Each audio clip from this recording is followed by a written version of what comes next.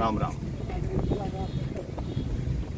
पिछले कई दिनों से मैं यहाँ विदेश में आबू धाबी में भ्रमण कर रहा था, तो मेरे मन में विचार आया कि क्यों ना यहाँ बैठकर प्रभु श्री राम की एक कथा को किया जाए। आप मेरे पीछे देख रहे हैं, एक समुद्र है। तो इस समुद्र को देखकर मुझे समुद्र की ही एक कथा जो श्री रामचरितमानस से है वही याद आ रही। जब प्रभु श्री राम लंका विजय के लिए सागर के तट पर पहुंचे, तब उनके मन में ये आया कि इस सागर तट से उस सागर तट पर जो कि लंका में था उस तक कैसे पहुंचा जाए। जब उन्हें कोई मार्ग दिखाई नहीं दिया, सबसे पहले उन्होंने सागर की 3 दिन तक वंदना की। जब 3 दिन वंदना के पश्चात भी सागर नहीं माना, तब प्रभु श्री राम ने लक्ष्मण जी से कहा कि हे लक्ष्मण, लाओ मेरा धनुष बाण लाओ, अब मैं अपने एक ही बाण से इस सागर को सुखा दूंगा। प्रभु ने जैसे ही ब्रह्मास्त्र का संघान किया, सागर तुरंत वहां प्रस्तुत हो गया और प्रभु से कहने लगा, हे प्रभु, ये आपका ही आदेश है कि मुझे अपना स्थान नहीं छोड़ना है। आपकी तो इच्छा मात्र से ही मैं सूख जाऊंगा। तब प्रभु ने कहा, आप बताओ, मैंने 3 दिन आपकी साधना की, लेकिन आपने हमें मार्ग नहीं दिया। तब सागर ने कहा, मार्ग मैं आपको बताता हूँ, उपाय मैं बताता हूँ।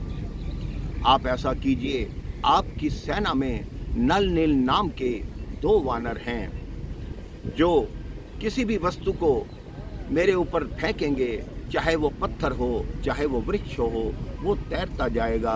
आप इन्हें कहिए कि एक सेतु का निर्माण करें ताकि आपकी सेना उस पार पहुंच सके। नल और नील को कहा गया, उन्होंने सेतु निर्माण प्रारंभ किया, क्योंकि वो विश्वकर्मा जी के मानस पुत्र भी थे।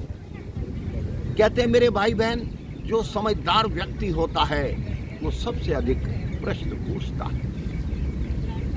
जब वो सेतु बनकर तैयार हुआ, तब जामवंत जी ने प्रभु श्री राम से पहला प्रश्न पूछा कि हे प्रभु, ये सेतु इतना छोटा है और हमारी सेना इतनी विशाल है, आप ही बताएं कि इस सेतु से हम सारी सेना सागर पार कैसे करें।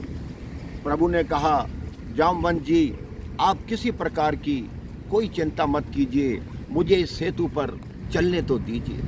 प्रभु श्री राम ने जैसे इस सेतु पर 4-5 पग बढ़ाए, जितने भी उस जल के जंतु थे वो सारे बाहर आ गए, जिसमें बड़े बड़े मगरमच्छ और मछलियां थी।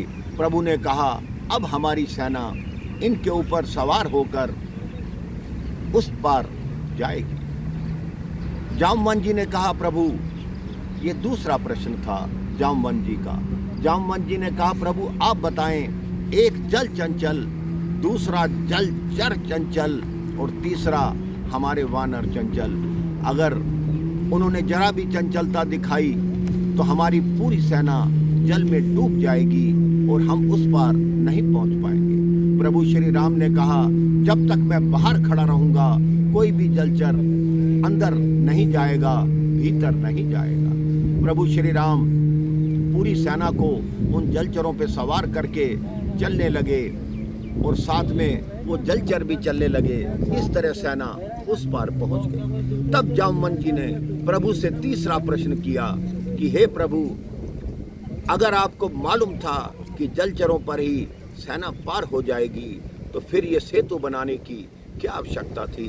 प्रभु ने कहा, यदि सेतु नहीं बनता तो मैं कैसे इस पर चलता और कैसे पार होते। मेरे भाई बहन, प्रभु की इच्छा मात्र से भी वो लंका पहुंच सकते थे, लेकिन नर के रूप में उन्होंने केवल नर लीला की और नर लीला से ही उन्होंने रावण जैसे असुर का विनाश किया। राम राम, जय श्री राम।